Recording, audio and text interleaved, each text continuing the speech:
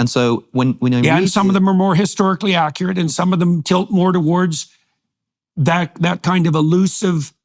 I don't mean elusive I mean ALLUSIV. Allusive, yeah, sure. Right? That elusive and symbolic form that characterizes Genesis 1. So because there are different genres here, it depends on what story we're talking about. And I think that what I often observe you doing is we might talk about Christianity, and if you aren't comfortable committing to a historical ideal, you'll start talking about the Spirit moving over the face of the waters, which is obviously a much more mythological ideal, and not quite equivocating them, but moving between them too quickly and not delineating them enough. So if I asked you, do you think that the Spirit moved across the face of the waters, and you said to me something like, I think it's still happening. Right, that is what I would say. I'd say, hey, fair enough. Yeah, no, that makes sense. It always happens. It happened at the beginning of time, and it's always happening. When somebody says, did the Exodus story happen?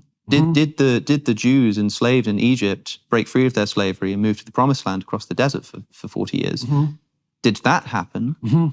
You have also said, of the Exodus specifically, it's still happening. Yes. Now, to me, that's far more inappropriate than saying that the Spirit is still moving across the face of the waters. Because I think what people mean there is, do you believe that these people in that time period actually did this in such a way that, for instance, might show up in an archaeological report? Well, I think that's the simplest answer to that is probably.